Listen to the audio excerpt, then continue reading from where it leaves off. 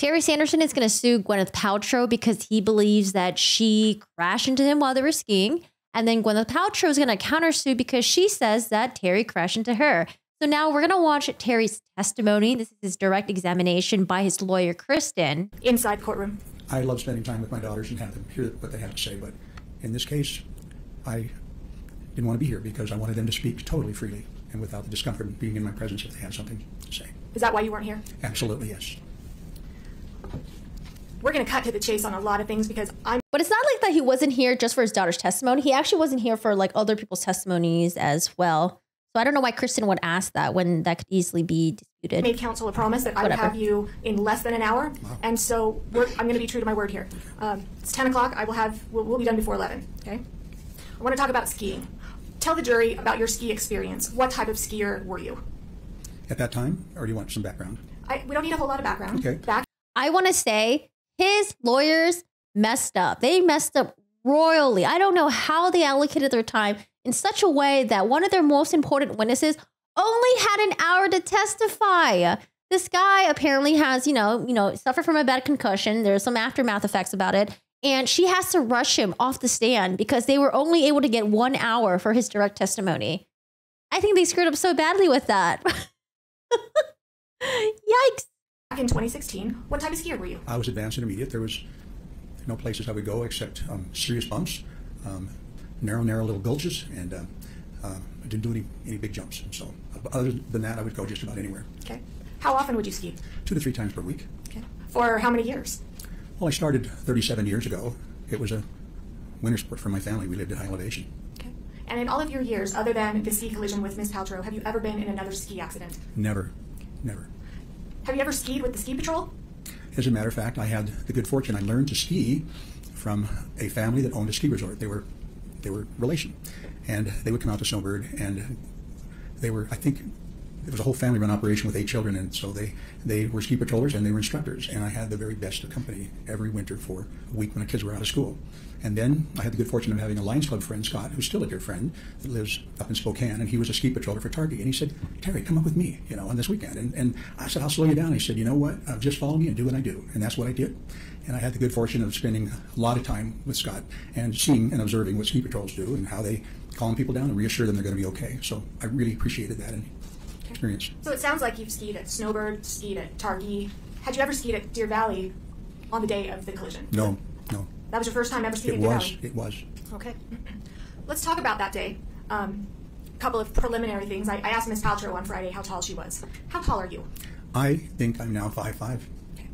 And what was your weight at the time of the collision? Well, in the VA, you don't take anything off. Whatever you walk in with, your coats, heavy coats in wintertime, boots, I give that excuse too when I how much did you weigh about? Fully dressed, I was undressed, probably 62 pounds, 163, 162. Okay, all right. So the jury's heard about meetup groups. What is a meetup group? A meetup group was just a lifesaver for me being new to this area. Hard to accumulate friends. And so when a fellow that I was on a hike with, a new fellow, said, have you heard of meetup? And I hadn't. So he says, look it up and sign up. And I did. And it was a wonderful organization of groups of people where you had a shared interest, whether it was dancing or concerts or skiing. And so I signed up and joined some groups, and it was really a life changer. Okay. So my understanding is the day of this ski collision, you were with kind of a group of people in the meetup group. Is that fair? That's right. All right. Did the group have a plan? Were you the organizer of that meetup group that day? No, I was not. I asked Kurt to take that over because I planned on being gone that day, and Kurt organized that. Okay. It sounds like obviously you weren't gone that day. You ended up being able to make it. I came back a little early from wherever I was and just said, I'm going to go ski today. And I happened to see on the list that day also was a lady that I had met when I first moved here, and she happened to be a ski instructor at Canyons, but she had been at Deer Valley as well. And so I called and said, Debbie, I'm going to go. I'll pick you up. So I picked her up at Kimball Junction on the way and went there with her and dropped her off the skis. And really? You thought his testimony sounds overdone and artificial? Okay. She let our group out because she's very familiar with Deer Valley. And so she said yes and gave us the rules of the road. Did you want to hear that? So I thought his testimony was fine, but I was listening to 2 times speed. So when it starts getting a little bit emotional and important, I'll slow it down to normal speed.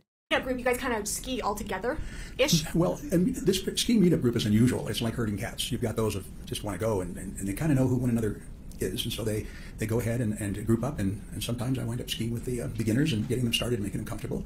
And so they don't stay together well. We meet, usually we'll say, let's meet at Alps at 1:30, and so that's what we do. Okay, so you mentioned we set forth the rules of the road for that day. What were the rules of the road that day? Well, the only rules of the road, we are pretty familiar with the rules of the road, so we don't go over that at the time. But Debbie just said, we're going to start down Bandana because that's how we'll get to the blacks are really good skiing. So our group knew that's where we're headed.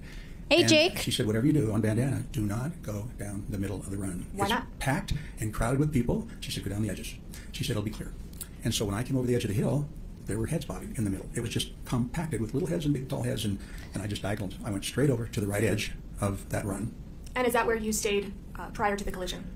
I did. I stayed there the whole time because it was wide open. So you were over to the right side to avoid the people. Did it have anything to do with your vision? There's been a lot of discussion about your right eye problem, yes. And we'll talk about that in a few minutes. But skiing on the right side of the run, did that have anything to do with your right eye? Yeah, maybe that's one of the things, yes. Okay. And we'll talk about your vision in just a couple minutes, but I want to focus on the collision right now. Craig Ramon, he just testified. Oh, yes. You saw him. He also testified last week. Or Craig. At the time, back February 2016. He was one of maybe an average of 15 people, 10 or 15 people would come, so I shared his company during those times. And I knew him only as being an amazing skier, strong skier, and knew that. And I appreciated the fact he tended to like to follow the group and be behind as a protector because he brought a lady that was a person I knew that was his neighbor. So he would bring her up and ski behind her as a protector. Yeah, it could be hard to meet people depending on your lifestyle. Yeah, it really depends on your lifestyle. If you're the type of person that goes out a lot, you meet out with like a lot of friends, you meet their friends, you're not shy and stuff like that. It could be really easy to meet people. But if you're like the type of person who like doesn't like going out as much, you kind of like staying inside, it could be really tough to meet others. Yeah, depends on the lifestyle. But yeah. So good guy. Did you guys hang out a lot before this collision? Of course, at lunch, we spent time together. And there may be a couple of other occasions where we met with him, but usually there was somebody else there along with us. Okay. So I don't remember being exclusive with him. All right. So, Terry, take the jury through what happened in the ski collision. Take it from, say, getting off of the lift. Yes, happy to do that. It was really a very nice day for skiing, and I was really looking forward to it. And of course, Kirelli has amazing groomed runs. Found that out right away. And I'm starting from when I get off. When you got off of the ski lift. Gotcha. So I was on a chair with probably 4 people. I think Joanne, Debbie, Craig, and there could have been another person besides myself. And we had already met and discussed going down the right side of that run, or going down the sides. And so I came over the top of the hill and saw that and headed for the right side, and I'll pick it up there. And everyone just kind of dispersed, some more to the right and more to the left. And I remember looking and seeing no one. And generally, beginner runs, people are afraid of the off-piste, of the off-groomers, and so they stay away from that area where the snow is piled up. And off-piste can be a rough ride. If you have to divert and run out in there, some skiers can't make it through there easy, and it's a lot of bumps. So I went right down the run and started. Do I believe him? I believe that he believes that he was hit by Gwyneth Paltrow. Same thing. I believe that Gwen believes that she was the one that was hit. I think they're both pretty convincing in my opinion. Just making nice soft turns and staying within that boundary. It could have been as much. Okay, I'll slow it down just so we can really listen to his cadence. There was something else that I wanted to mention. Someone said in the chat. I don't remember. I don't remember. It's fine. It's just 5 yards wide, but it might have been more like 5 or 6 feet. I can't imagine and can't remember. Lots of room.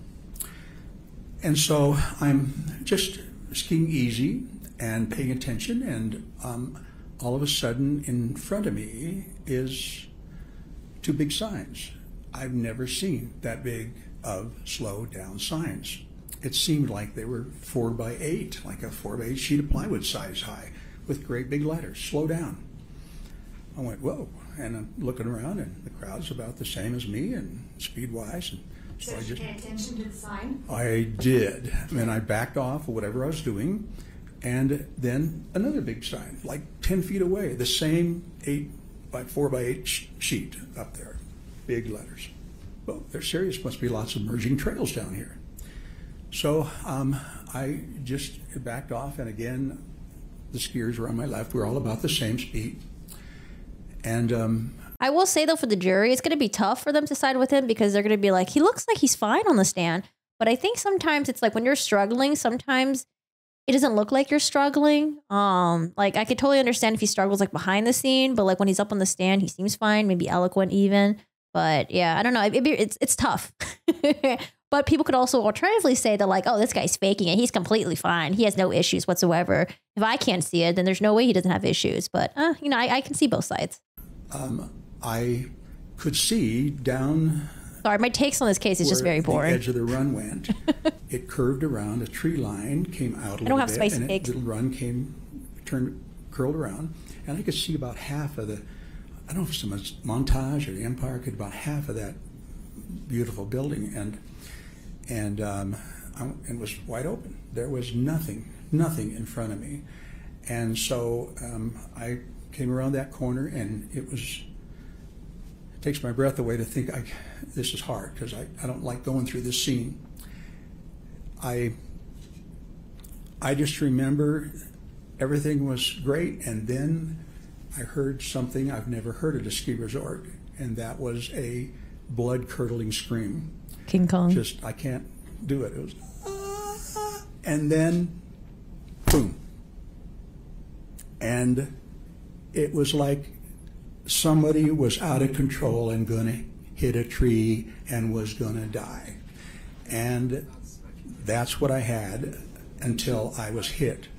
I also feel like so much time has passed. So by the time that I think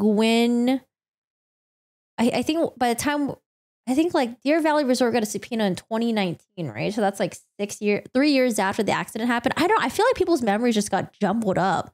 Like, do they really remember what happened to them and the details and stuff like that? Especially when there's so many people on the slopes that day. The ski instructor, when he said that even though he had his eyes on Moses, part of him being an instructor to Moses, he has to be well aware of his surroundings. But they're saying there was a lot of people on the slopes that day. So was he really able to point out who Terry was, you know, who Gwen was? Well, Gwen, yeah, because, you know, that's like the celebrity client. But was he able really to point out who like Terry was? That's what was going on in your mind. Overruled? That's what's going on in your mind when you hear that scream. Oh my gosh, somebody's out of control. And they're really seriously out of control. Not time for a hockey stop. I didn't go think about that, but most people could avoid that, I think. Good skiers. Okay. And I'll move on. Okay. So you... All right, I think he's overruled. He's overruled. Thank you. So you hear this scream. Yes. What happens next?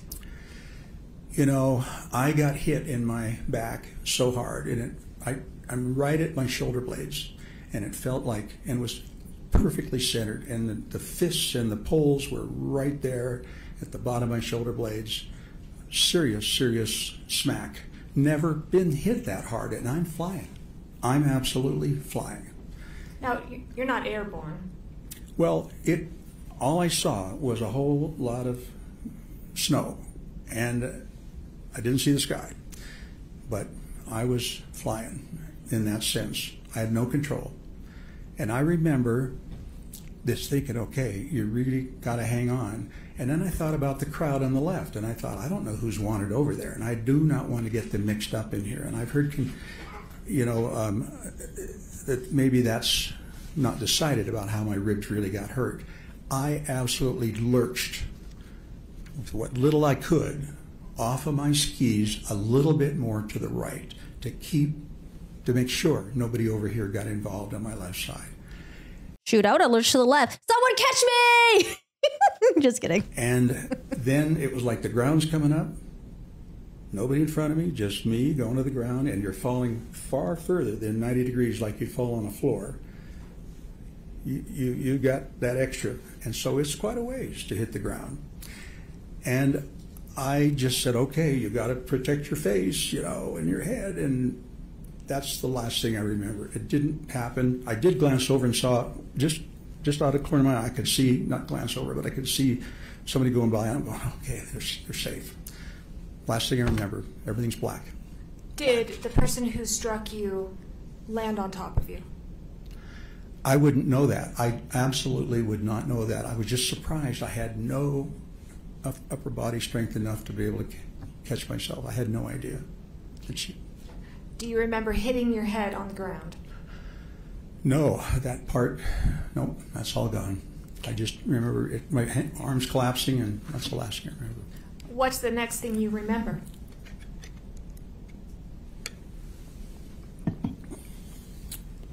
I'm getting an adrenaline rush here, I guess, living this again. Just being here and present, too. And let me just stop you really quick. You said you're getting an adrenaline rush. Is this something that you enjoy? Adrenaline rush? Not this kind. Not now. Okay. All right. So what's the first thing that you remember? Or the next thing? Guys, there's a poll, okay? If you haven't voted yet, go vote in the poll. So far, we have, who do you believe so far? Oh my God. Terry went down from 20% to 11%. Gwyneth went from, wasn't she at 40? From 40 to 55. Neither 15%, not sure 18%. If you haven't voted, go vote. Thing that you remember after you're yes. on the ground. The first remember is everything is still black, like I'm unconscious, but it's like my subconscious is going into protection mode, like, you better pay attention here and listen to what's being said to you. And all I could recognize was that someone was really angry at me. And it was a man, and it didn't come out clear in the beginning. I couldn't really hear what he was saying, but I just knew he was mad, and he was right above me, right close to me. And I'm feeling a little afraid. So Craig and Terry are saying that Eric Christensen, the ski instructor, I think he's like an expert ski instructor, has been one for 30 years, also teaches like high school pottery on the side or something like that. The guy claims that he doesn't yell, and he's like a very cool, calm, level-headed guy and has never yelled at Terry. But why? Well, I guess why would Eric Christensen, in a very cool, calm, collected manner, say, "Hey, your pal just took out Gwyneth Paltrow"? I don't know. I can imagine him saying like, "Hey, your pal just took out Gwyneth Paltrow." Like I could see it being a little bit spicy. But yeah, I don't know. I tried to move, and I could not move a limb. I couldn't move my head. Hey, Justin. I couldn't move my body. Nothing was responding. Just this message I was getting. And the next thing, it became a little more clear, and I heard him say, "Do you realize that you weren't skiing under the rules? You hit somebody. You hurt somebody." And just insistent that I was the bad guy. And that's why I said, this has got to be a husband or boyfriend. It's really mad at me. And I sound like a big... Did you know who he was? I had no idea. No idea. It was just a very angry person trying to bully me into believing something that I didn't think could happen, which I heard a woman's voice, right? Again, couldn't move. And about the third time he went through that, and it's getting louder, and I started to understand what he was saying, and he was really insistent that I was doing something wrong and hit somebody. And I remember in desperation, because I couldn't move anything, I couldn't fight. I couldn't fight. I don't know, man. So far, his story sounds pretty solid to me. I tried moving something, and I could move my skis a little bit. I don't have a soft spot for old people, okay? Slide my skis a little bit. and that's an important point. My skis are still on. Mm-hmm. They're still on. And I'm thinking, I got to placate this guy. He's really mad. If he decided he wanted to jump on me right now, he could finish me off. I remember. So he's explaining why, because a couple people at the scene said like, oh, Terry was apologizing. And they were like, well, why would Terry apologize if he wasn't admitting to his fault? But when he gives his explanation, I'm like, okay, I could see that too, you know? Because for me, sometimes like, a lot of times when someone runs into me, I always say, oh, I'm sorry.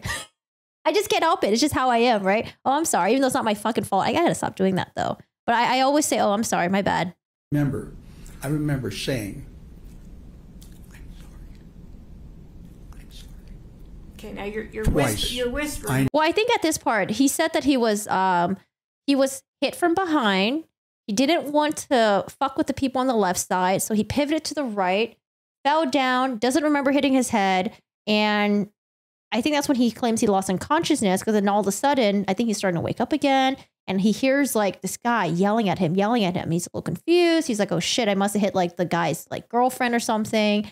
and he's trying to respond to the scenario by mouthing, "I'm sorry." So I don't know. That makes sense to me. I know I am, because that's what I heard. Nothing was coming out. My lips were moving. My tongue was moving. There was I had issues with Craig Ramon's story, but Terry's story, I'm like, okay, I can see that happening. nothing coming out of my mouth, and my heart rate went up again. You saw a pretty It lady. looked like what you were mouthing was, "I'm sorry. I'm sorry. And I was just going, I can't believe it. I thought, try again. I'm sorry. Nothing was coming out. And to me, I heard nothing. When you kind of mumbled, whispered, whatever you want to call it, "I'm sorry," was that you apologizing for causing the accident? No, absolutely not. I was trying to placate this man in the only defensive manner that I could. Okay. You've talked about the man who was yelling at you. Miss Paltrow last week talked about and admitted that she was kind of cussing you out as well. Do you remember any conversation that you had or anything that she said to you? Absolutely not. There was one voice that my brain was focused on. Thank God, I guess. And that was self-protection, I guess. I only heard a male voice, a mad, angry male voice. I heard nothing. Maybe that happened before I came to that point in consciousness. Were you still on the ground at this time? Still on the ground, absolutely, face down on the ground. How did you end up getting up? Well, that's a story too, but basically, I heard Craig saying, "Terry, are you okay?" Now, this is Craig Ramon. Well, at that point, I didn't identify his voice. Just things were a little strange yet, and I heard, "Terry, are you okay?" And about the third time it hit me, somebody is here to help me. I didn't at that point, except an angry man was there, and I said, "Oh my gosh," and I went through. All right, I'm going to speed it back up now. And I looked up and I could see Craig standing there above me, 8 or 10 feet. And on his immediate left, my right, was a man in an all-green outfit and with a helmet on and ski goggles and, looked good. And I thought, oh, he's here to help me, right? He looks like he's from Deer Valley. And so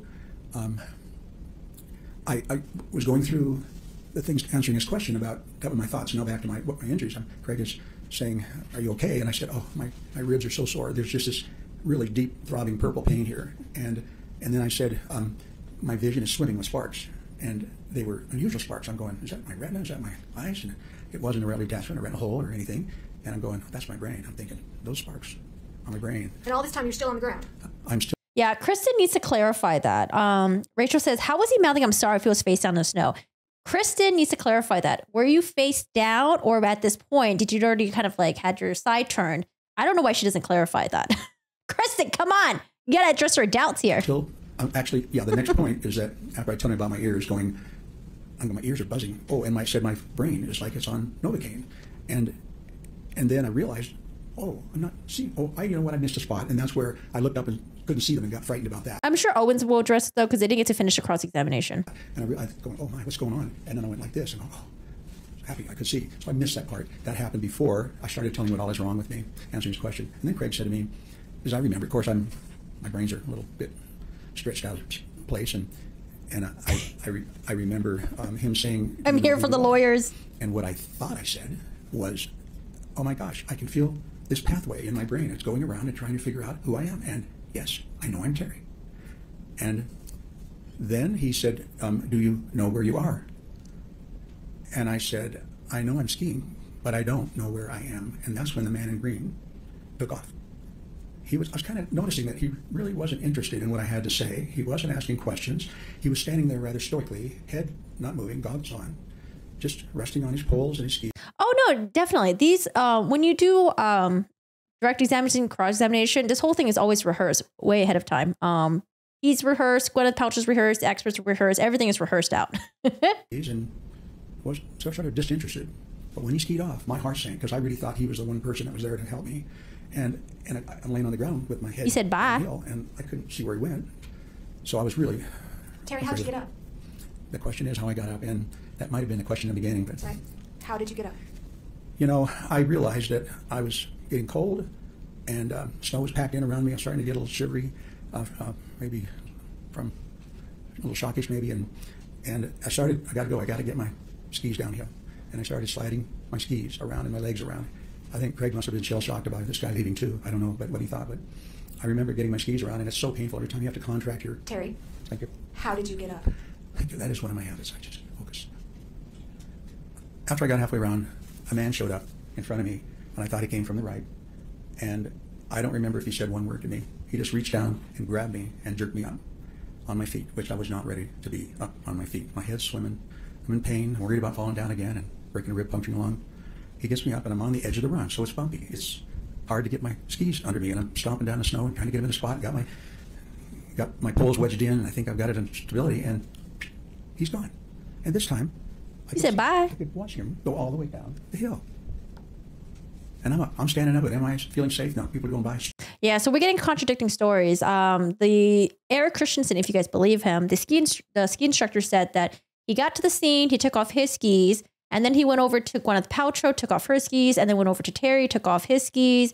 Everyone got up. There was some sort of exchange. Ski patrol came by. Terry and Ramon talked amongst themselves, said they were okay. And Eric Christensen maintained that he was the last person to leave the scene. So he said that, Ramon and Terry skied away, and then Eric Christensen left.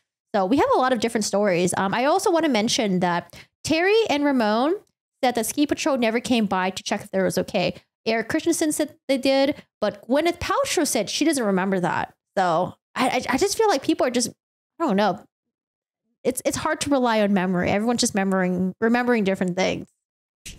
And I'm thinking, I do not want to get hit again. My understanding is that you and Craig tried to ski down a little ways, but then didn't quite make it too far. Is that accurate? Yeah, he said, you think you can ski? And I'm thinking, if the option is getting left up here, I will try anything. I got to get off here. So yes, he said, follow me, and I did. And I don't know how I was skiing. I don't think I was edging. I think I was probably snowplowing. And he finally turned around and said, Terry, stop. You've forgotten how to ski. And of course, it was just, we were trapped. Okay, so someone says, I slowed it down because someone's comment in the chat. Where is it? Oh, God, I don't remember where he went. Someone was making fun of him for saying the part where he quotes Ramon. I couldn't believe how dirty the snow was. Shut up. So I try to be a little bit forgiving when people are telling their story. And I know sometimes it sounds over dramatic or cringe, stuff like that. But I film myself a lot. And when I rewatch videos of myself, I'm like, oh my God, I'm coming across a way that I'm not trying to come across as. And sometimes I come across as like really cringy, aggressive, dramatic. And I don't know, like I film myself a lot. So I can totally see like sometimes you come across as cringy and stuff. So that's why I'm a little bit forgiving when people are up on there. But if most of their testimony is just really bullshitty, cringy, and I feel like something is off, that's when I'll like call it out. But I don't know. I didn't think it was that bad.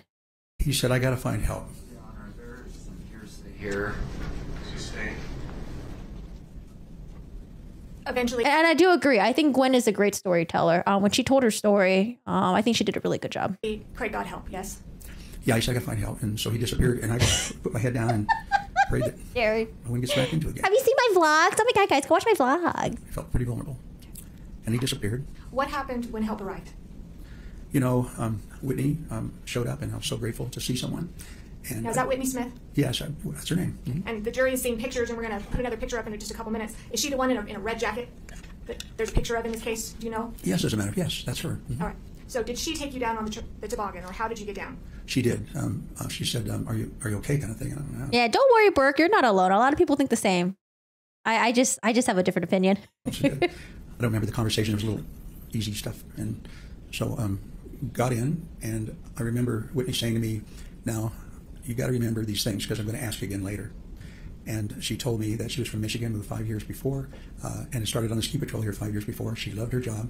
Her name was Whitney, and that she had a horse named Titan that she wore in the years off. So she told me to remember those things. I'm going, this is a brain test. She's wanting to check if my brain's okay. And from that point on, I quit worrying about myself. I quit worrying about my injuries. It was just like, I'm going to remember this. I do not want to have any brain injuries. And I locked onto that and nothing else. And later on, she did ask me, and I could repeat it back to her exactly as she told me. And she won the women's downhill in the ski patrol women's competition. Sounds like you still remember some of these details. I was so determined to hang on to those facts, yes. Okay. All right. She was his angel. She saved him. What type of medical attention did you receive? Still at the ski resort? Yeah, Whitney is not a paramedic. She's not an EMT. I didn't really expect her to have advanced knowledge about neurological testing and triple testing and cranial nerve testing. She did a great job of doing exactly what she's supposed to do, just to be at that triage level to decide what kind of care I needed. Okay, so what type of care did you get? What type of medical treatment did you get when you got down to the bottom? No medical treatment. Okay. Am I missing something? Did you get checked out at the Instacare or anybody? Oh, after yes. we left there. Yes, I asked Debbie, I said, where can I go and get checked and see what they say? And she said, well, let's stop at the Instacare. I know it's on the way. So I'd never been there before, but that's where we stopped and went in there. Okay. All right. So you got checked out. When did you learn that it was Gwyneth Paltrow that you were in the collision with? It was brought up, I think, that the people that came in to the room to check on me that were part of my group, they check in and check out once, and which is what I tell them, go ski and go enjoy yourself. And so it came up, and it probably was Craig who said, I heard him say it was Gwyneth Paltrow. And to me, it's like, I'm not into celebrity worship, so I didn't care at that point. Did you think it was cool to collide with a celebrity? Absolutely not. That is not who I am, no. Did you ever write that? Ever tell anybody that? I don't think it came out in those words, but I don't remember that. But I think I was trying to communicate to my kids, and the reason was because I got calls from friends that knew my kids had heard I got 20 minutes before trial starts at the ski resort, and so I thought I gotta let my kids know I'm okay. That was my main point. I don't want them to worry about me. I'm okay. And so I started it out, and May said, I don't love GP, but I can't just get into skewering her for something I don't think she's responsible for.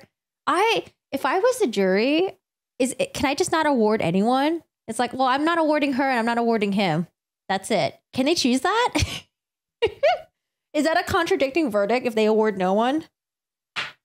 Like, hey, no one's really proved that. I don't know. I would just award no one. But I believe that they both think that they're right. I'm famous for something. We're going to pull that up. Could you pull it? Like, Terry, you pay for your own lawyer fees. Gwen, you pay for your own lawyer fees. End of story. Yes, Bye. 111. We're going to call it the I'm famous email.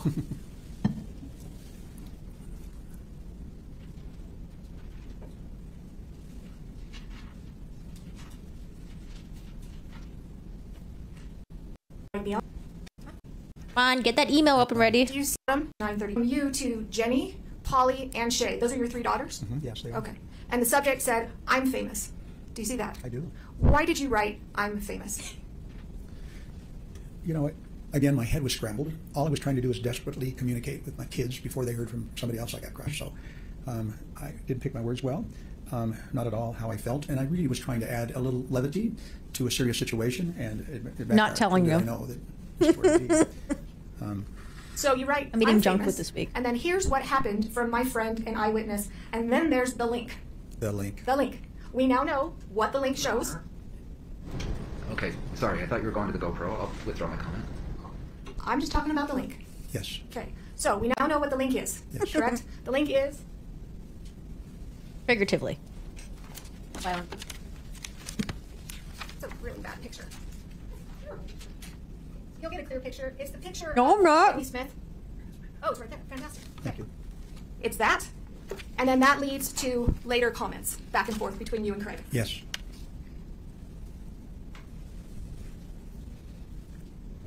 In that, under that picture, can you read what it says?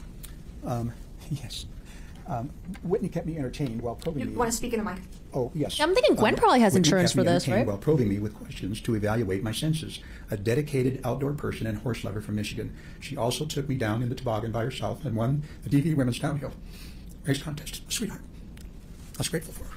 Are those the things? First of all, did you write that under her picture? You know, I don't know what time it was added. Carlene. Okay, so that emotional bit right there, I do believe it because I think his entire family's just emotional. Like, remember when the daughters went up there? They were kind of emotional as well, especially that one daughter. She was like very, very emotional. I think they're an emotional family. And him and his other daughter, Polly, they do yoga. And so people in yoga, sometimes they're very spiritual. He does this a lot, you know. He's like a yoga emotional dude. Was hurrying back from St. George. But I know some people are like, I call BS on that. Look at this guy, fake emotional. But I don't know. I buy it. And depending, I don't know. She helped me a lot. verbalize things because things weren't making sense at all in All right. communication, and she may have helped and participated in that. I don't know. Those details, are those the details that Whitney wanted you to memorize as you were taking down the toboggan? Yep. All right, can you I'm just go I back know to worry about the emails? All right, so you sent that out to your 3 daughters. I did, yes. Okay. And Shay, who testified last week, she responded to you with the top post, correct? Yes. All right. Can you read what it says? I can. Actually, let's put the subject. Read what the subject says. It says, "I'm famous. At what cost?" ? Do you know why Shay wrote that? Well, Do you know? I think she may have called me. Did she? Right after this, and so Speculation. Right. Sustained? Do you remember? I'm pretty certain that she checked in on me and made a phone call, and That's possible too. That's what I thought initially, David. I thought that he relied heavily on what Ramon saw, and then because of that, he started building this like obsession with the trial, the case. That's what I believe initially, but yeah, I don't know. I don't know. I think Ramon was a horrible witness for him. Not saying that Ramon's a bad guy or anything, but Ramon, his testimony sucked booty. Do you remember what you told her I did like Ramon though, but I just think his testimony just sucked. during the phone call? yeah, I had a chance to talk about my symptoms exactly. I think, and that I said, as many people that were on that slope that day, maybe a couple hundred within that vicinity, there has to be a GoPro picture or video. If it's a helmet mount, they're going to look over just like Craig did, right? And they're going to go catch it. They hear a holler, they're going to catch it. I'm going, I just know there's one out there. We got to find that. That is the evidence we need. And so Terry, she misinterpreted. did you have a GoPro? Absolutely. I do have one, yes, but I did not have it on that day. Do you know of anybody in your ski group that had a GoPro? No, Have you ever seen a GoPro video of this accident? absolutely not. No, I would have loved to have it. It was what we needed. All right. Okay. We can take that off. Thank you. Let's talk about your injuries. What injuries, to your understanding, did you sustain in this collision? At this point, Right now. Right now. What your understanding as to what happened to happened? Terry in this collision? At this point, I know that I had at least 4 broken ribs. I sustained a concussion, and that's the 2 main factors, I think. And then later on, had some. He passed the brain test. Yeah, he did pass the brain test that Whitney gave him. But when he went to the doctors the next day, they told him that he had 4 broken ribs and a concussion, though. So it must mean that, yeah, he passed the brain test, but he still had a concussion that was diagnosed the next day. Why did the daughter say there was a GoPro? Oh, God, the GoPro thing is pretty wild. So we all thought that there was GoPro footage and maybe it was some missing evidence. I don't know, maybe some of you guys still think that, but apparently when the dad called the daughter that day, he was like, oh, there must be someone with the GoPro footage. The scream was really loud, blood curdling. Someone must have turned their head towards the accident and captured it all on camera. And so the daughter thought, oh, there must be GoPro footage. And then in the email, she was like, Dad, I can't believe it. What are the chances? It was all caught on GoPro. So she's the only one that mentions the GoPro footage. No one else mentions it. But in that email, it sounds really bad because they're like, wait a second. Did Terry had GoPro footage? Wait a second. Did Craig Ramon have GoPro footage? Where is it? Right. But it seemed to be been nothing. It just has its own idea and thinking where it needs to be, opposed to what I'm thinking. Okay. Let's talk about how your ribs, how your brain injury, how that has affected you. Okay. Have things in your life changed? I'm like living another life now. Okay. And let's focus on, we'll kind of go step by step, different things. Physical wise, how have you changed physically since the accident? This guy's full of it. Liar, liar, pants on fire. It was a cash grab from the beginning. He threatened those daughters of his to incorporate, and the Ramon's lying for a cut. Sorry, that is what I believe. That was always in the back of my mind, but I will only believe that if they prove some sort of evidence. So maybe there was an email thread of him conspiring in the background, getting people to get their story straight, getting them to lie and stuff like that. Or if he had previous incidents where he sued people for frivolous things, right? So that was always in the back of my head. But since we don't have any evidence showing that, yeah, I don't believe that. You can see him shake at times, 100%. I feel the exact same way. How do you diagnose a concussion? Is it symptoms that the patient reports? I have no idea. I'm assuming they did a brain scan maybe, and then maybe they did some like more some other tests on his brain. I have no idea. Maybe his doctor will testify. That would be great. The doctor in the VA. That'd be great information. But I don't know if I don't think they ever even had a doctor testify, right? But I mean, because Whitney is not like a trained, what's it called? She can't diagnose people. So I think she just did like there was that brain test that you do. What is it again? It's like you name 5 items, you wait 5 minutes, and then you ask them to name the items again. So I'm sure there's been scenarios where people have passed that test and still have concussion, right? Well, I can't ski anymore. I was told that if I did and had another crash, that I could wind up full-time in a nursing home. The odds of that's very high. So no more skiing. Well, and I tried not to go back, and I did ski a few more times by myself just to see if I still could. I had this ungodly looking fluorescent red outfit I bought, a MIPS helmet to protect my brain. I feel like he should have worn this fluorescent outfit and bright helmet and all that stuff. I want to see what it looked like. And I thought, I can do this. This is my love and joy. I meet friends, I make friends, I stay with them the whole year. It's a year-round activity, and it's a lifelong activity. And so I tried, and I felt like I was skiing through landmines. Just ridiculous. Looked ridiculous, all bright fluorescent red. Wasn't thinking very well. And then I'd have to stop every 30 yards and look back behind me to make sure no one was right behind me. Saw a reaction.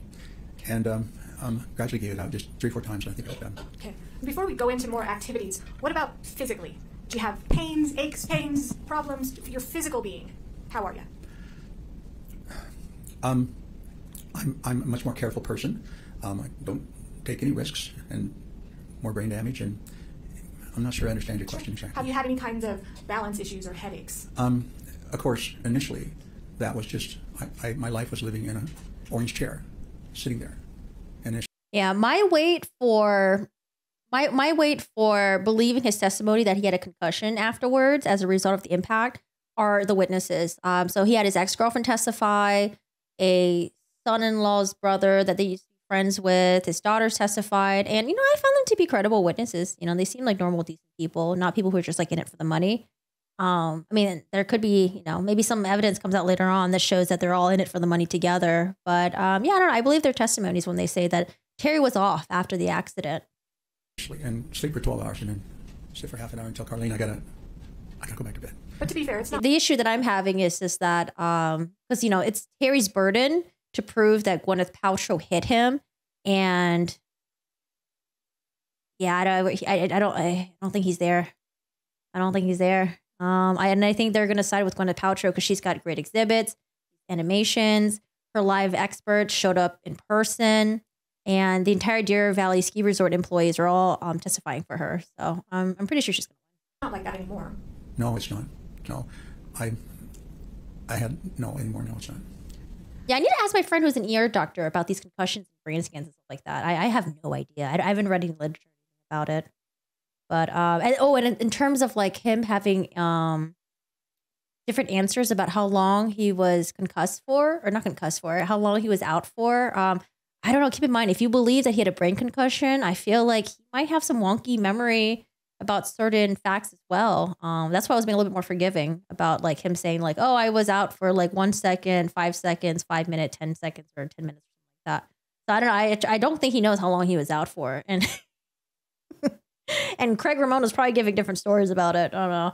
Is Jenny going to testify? My understanding was she was not going to testify. But then last week, Owens mentioned that there was a Jenny that was going to testify on Tuesday. So maybe we'll hear. Owens did say that they have 4 experts that are going today. And so far, they're on expert number 2. So they must have 2 more experts going today. And I don't know. I don't know if Jenny's going to testify. Let's see.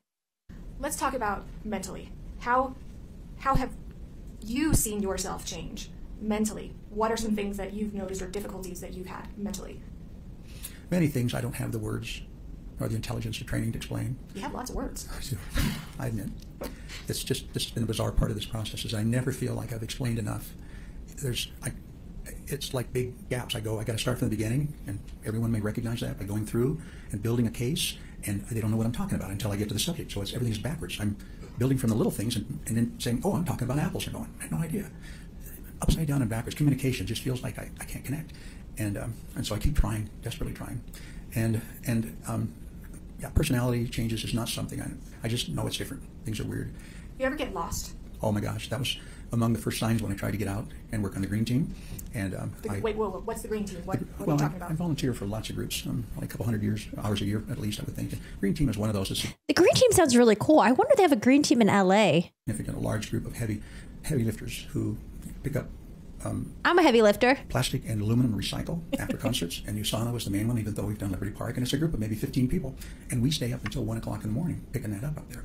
And recycled, the last year I worked in 2015, 23 tons.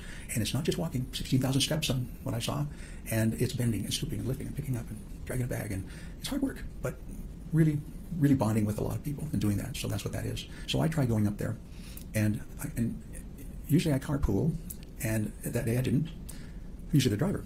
And so I parked and went and did our thing, and it's maybe 12:30, 1 o'clock, and went back to the car and headed home. Jerry. I'm going the wrong direction. I'm going, what's going on? I've done this dozens of times. I was lost. Yeah, I've always wanted to do like beach cleanups and stuff like that. It'd be really Just cool. to clarify, this is since the ski crash, right? Oh, yes. Okay. And my instincts are always knowing where north is, and it's really been good having grown up in the mountains. It just was instinctual. At night, I had no instincts anymore, anyway. And so I headed just instinctually where I thought I was supposed to be and wound up north or south or somewhere else, and that happened the second time. Had that ever happened to you before this ski collision? I've never been so needing maps. And so I'm pretty sure I've lost visual memory because it doesn't, knowing those turns and the houses where you turn, the streets you turn at, that feels like, and I know a little bit about that, that feels like a deficit I have, that doesn't, I don't retain that anymore. I can be there a dozen times and I still have to use maps to make sure I get there. Really odd. What about emotional, Terry? I still get lost in LA, man. I fucking hate LA so much. I get lost. I hate the highways. Ugh. How are your relationships with your family and friends since the ski accident? You know, my interaction with my family has been more difficult, and I think of course, I'm desperately to be close to my family and my girls, but something's wrong in my essence and what I bring to the table with them, and communication is not as smooth, and it's been more difficult, no question, and they've told me they've noticed some changes. Yeah. Now, I didn't know you before. Jerry didn't know you before.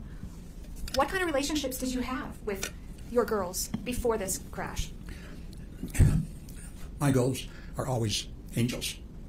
I'm their protector. Oh, I'm sorry. I missed what he said. Sorry. Go ahead, Terry. Before this crash. My girls are always angels. I'm their protector.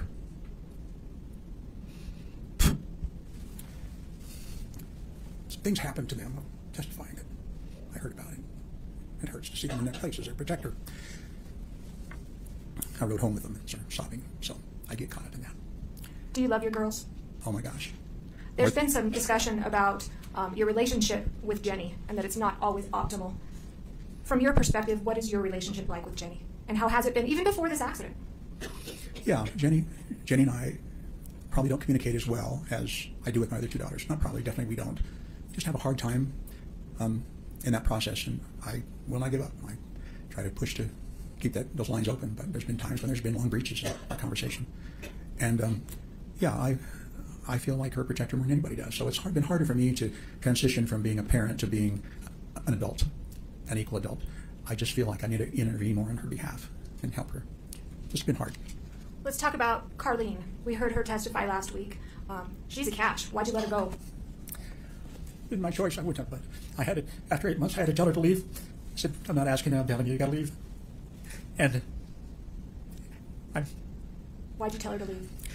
I knew she didn't buy into this. She didn't buy into me not being the same person and coming into a relationship. And I said, I'm not sure I'm going to get back to normal again. And I don't want you to feel like that I'm a crippled vet and you're going to stick it out with me, because I know you would. Half a brain or whatever. I know you would, but don't do it. You need your life. You run right now. And it was a sad time for both of us, I know. And she's in a great relationship with Bill now, and that was the purpose. And I think better than what I would have brought, honestly. It's hard to admit that, but it's true.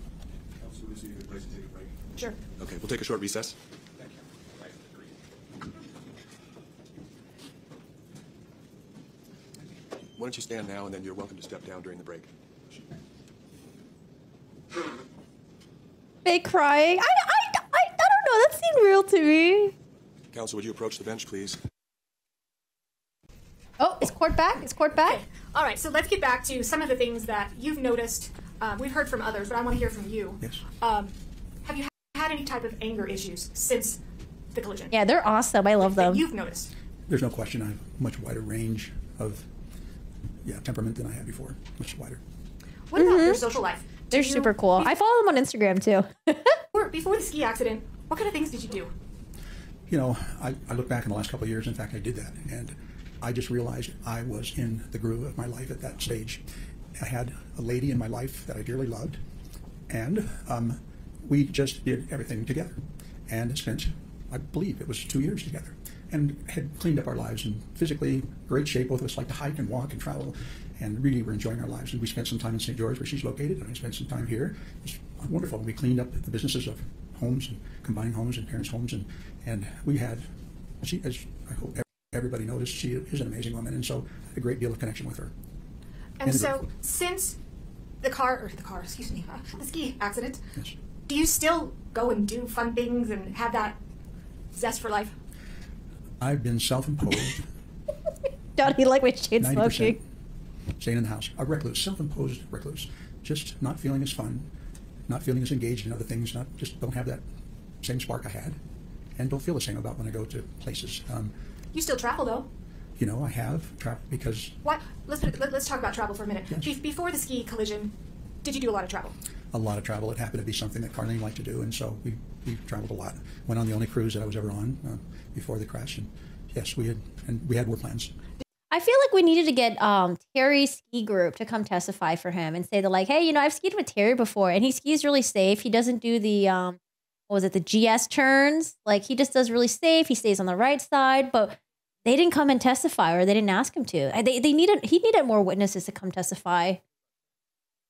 Craig Ramon was a mess. Did you ever travel alone before the ski accident? I did travel alone in a few Craig places. tried. Yes. He tried. Okay. What about since the ski collision? Have you still traveled? I have traveled, and as part of the problem, I'm just easily confused about things. So I usually request having somebody else along. Also, because of this funny aberrant foot thing, want to go its own way, I don't feel as safe. And then also, things would happen, like I put the wrong name, I get their name spelled wrong, and important flight tickets, and some people just don't want to be involved in lawsuits and stuff. So it was difficult, and I really wanted someone to go with me. I didn't feel as secure traveling alone. Have you traveled alone since the ski accident? I have not. I had one time when one friend, there's actually two, but I had one friend when we had planned a trip to Europe. Oh, wait. A physician's assistant. And They're back. They're back. And my yoga instructor. And she decided right before the trip, Terry, I don't like you anymore. I don't know what's different. You're a different person. I don't like you anymore. And canceled her. How'd that make you feel? I was like, oh my gosh. I'd known her as long, and one other one as well, as long as I've lived here. Almost 5 years, I'm guessing, at that time. And it's like, personality. Like, that's something that develops from the time you're a child. What do you do about a personality issue? Something's changed. I'm, I don't know, more aggressive. And Hi, Chris. Will not answer her phone or text. And I have... Well, we're not going to say her name on this big broadcast. No, we are not. We're not going to. She's a lovely lady. Yes, she is. Have your other friendships been affected as well? Yes. Another lady that I knew for quite some time, a sweetheart, also a woman. We just got off kilter a little bit. Well, after I told Carlene she had to run, it was a few weeks later, I couldn't realize how lonely I was. Yes, I should have taken more time to observe that, but I was so lonely because we were together all the time. So I reached out to her, and we spent a couple of activities together, and I couldn't believe the words that came out of her mouth. She said, Harry. It is hearsay, so you can't testify as to what she said. But how did it make you feel? Well, it made me feel like, what's wrong with me, and how do I fix my personality? How do I fix it? I'm a different person. It's a very complex issue. And I lose self-confidence. The person I am, I'm going, what happened? Terry, are you trying to improve yourself? I've been in denial. I've been in denial about my issue. I refuse to believe I have brain issues. I've just done everything I can. I knew I had a critical window to restore stuff, and I did everything I was told and everything I could find out about trying to get those neurons reconfigured in a good way, and I haven't found it's helped, so I'm still in denial. I keep thinking there's got to be something. Are you trying to improve yourself? Yes, I don't want to have brain issues. I'm trying to prove I don't have it. Everything I do, I'm trying to prove I don't have that wrong with me. There's been a lot of discussions about how Terry was before the ski collision. And could you put up Defense Exhibit 23, please? And I'm actually going to move forward the admission of the entire Defense Exhibit 23. I'm assuming there's no objection. Bring it in, Kristen. Yes, I do. With your provider? It could be. I don't know. I usually saw her once a year or once every 6 months. So if that's what it says, I believe this. Okay. And just for reference, Terry, I know you weren't here, but this is the I'm Getting Old exhibit, the I'm Getting Old visit. Could you go to the next page, please? I'm getting old. Defense 23. All of Defense 23. I have nothing in front of me now. It's coming. Don't worry. Oh, All right. So this is the second page of that exhibit. thank you. Just got over a URI. Do you know what a URI is?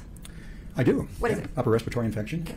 So you just got over that yesterday, you think, at least according to this record. No cough, just runny nose and upper respiratory symptoms. This is going to be his test for the cough. Had not had a persistent cough, etc. Weight gain. Thinks eating out too much. Were you eating out too much?